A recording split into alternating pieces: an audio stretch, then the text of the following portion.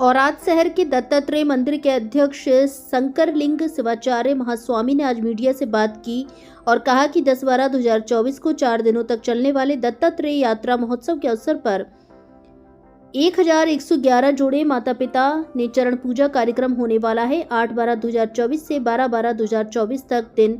शिवाचार्य ने कहा कि यह दुखद है कि वर्तमान समय में सन्निवेश की आड़ में जन्म देने वाले माता पिता की उपेक्षा की जाती है, इसलिए 1111 पिताओं के जोड़े का आयोजन कर माता पिता के महत्व के बारे में लोगों को जागरूक करने का प्रयास किया जाएगा और मातृ चरण पूजन कार्यक्रम में काशी जगत गुरु का आशीर्वाद लेने की बात कही। भारत संवाद से शिवानंद बेद्रे की रिपोर्ट। ಪ್ರತಿ ವರ್ಷದ ಹಾಗೆ ಈ ವರ್ಷವೂ ಕೂಡ ದತ್ತಾತ್ರೇಯ ಜಯಂತಿಯ ಕಾರ್ಯಕ್ರಮ.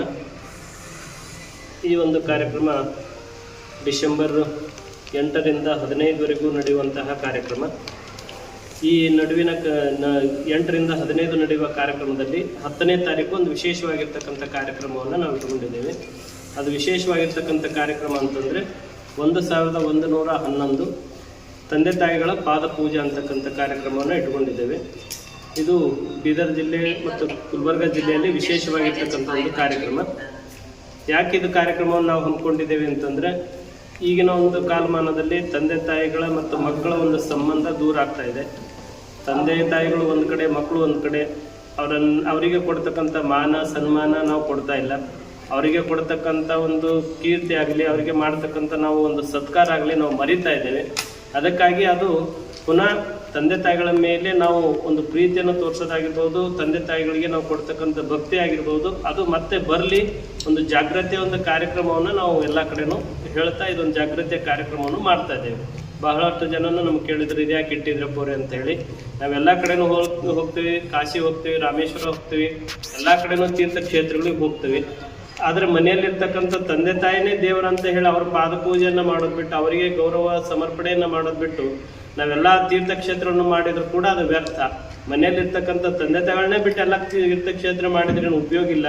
ಅದಕ್ಕಾಗಿ ಇದನ್ನು ಮೊದಲು ನಾವು ಮಾಡೋಣ ಅಂತಕ್ಕಂಥ ಒಂದು ಸಂಕಲ್ಪದಿಂದ 1111 ತಂದೆ ತಾಯಿಗಳ ಪಾದ ಪೂಜೆಯ ಕಾರ್ಯಕ್ರಮವನ್ನು ನಾವು ಇಟ್ಟುಕೊಂಡಿದ್ದೇವೆ. ಈ ಒಂದು ಕಾರ್ಯಕ್ರಮ ಜಗದ್ಗುರು ಡಾಕ್ಟರ್ ಚಂದ್ರಶೇಖರ ಶಿವಾಚಾರ್ಯ ಮಹಾಸ್ವಾಮಿಗಳವರು ಕಾಶಿಪೀಠ ಕಾಶಿ ಇವರು ಈ ಒಂದು ಕಾರ್ಯಕ್ರಮದ ದಿವ್ಯ ಸಾನ್ನಿಧ್ಯವನ್ನು ವಹಿಸಲಿದ್ದಾರೆ. ಅದರ ಜೊತೆಗೆ ಜಿಲ್ಲೆಯ ಎಲ್ಲ ಮಠಾಧೀಶರು ಕೂಡ ಈ ಕಾರ್ಯಕ್ರಮದಲ್ಲಿ ಭಾಗವಹಿಸಲಿದ್ದಾರೆ.